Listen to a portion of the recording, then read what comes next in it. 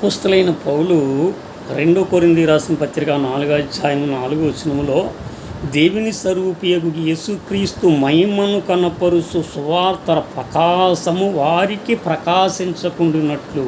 అంటే సువార్తలో ఒక ప్రకాశత ఉంది, దేవుని మాటలో ఒక ప్రకాశత ఉంది, బైబిల్ గ్రంథం చదువుతున్నప్పుడు ఒక ప్రకాశత ఉన్నది. ఆ ప్రకాశత మనము చూడకుండా ఉండడానికి ఈలోక సంబంధించిన దేవత ఏం చేస్తుందంటే వారు మనోనేత్రాలకి గుడ్డితనాన్ని కలగజేస్తుంది. అంటే ఆ ప్రకాశతను మనము పొందుకోకుండా మనకు గుడ్డితనాన్ని కలగజేస్తుంది. ఆ గుడ్డితనం కూడా ఎవరికి కలుగుతుందో తెలుసునండి, అవిశ్వాసులకి. విశ్వాసం కలిగిన వాడికి గుడ్డితనాన్ని కాదు కదా, ఏమీ చేయలేదు. విశ్వాసం కలిగిన వాడిని ఎవ్వరూ ఏమీ చేయలేరు, ఎవ్వరూ కదపలేరు. అతని విశ్వాసం గొప్పది కనుక అద్భుతాలు అతను చూడగలుగుతాడు, ఆ ప్రకాశత అతను చూడగలుగుతాడు కనుక.